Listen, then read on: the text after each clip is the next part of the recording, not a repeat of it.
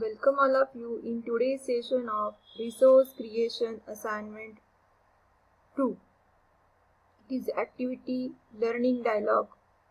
This course is created for Digital Signal Processing for TENTC subject.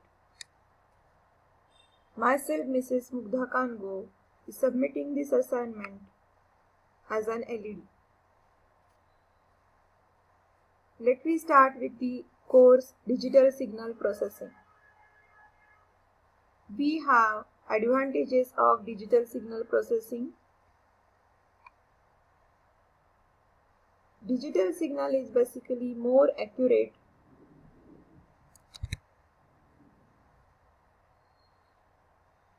It is more accurate because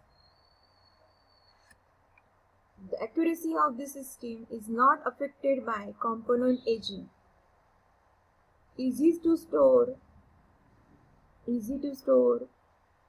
can store data in the CD format, in pen drive or in the hard disk. Easy to transport, we can transport it to the long distance. Fastest post-processing takes place if the signal is digital signal. Time sharing is also possible. Multiplexing is possible. We can multiplex the number of signals and we can transfer at any point using the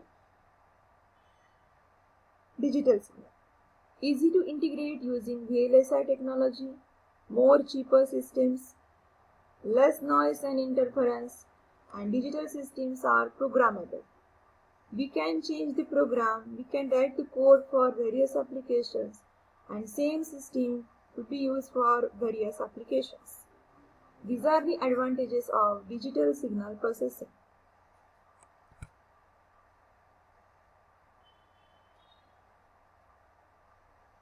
Take a pause and write answer in your journal to the following question. Question 1. Elaborate the advantages of digital signal processing. I think you have been written the answer to this question in your course journal.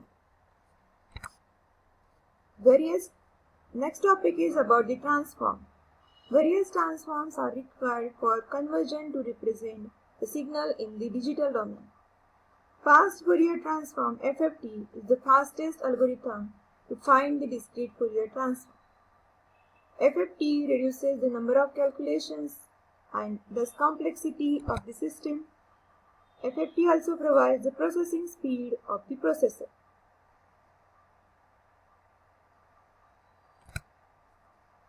Take a pause and write answer in your journal to the following question. Question 2. Which are the advantages of FFT algorithm? Write your answer in your course journal and resume back.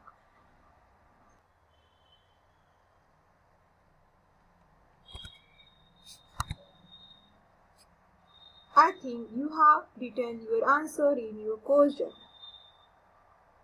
Best wishes for all of you. Thank you.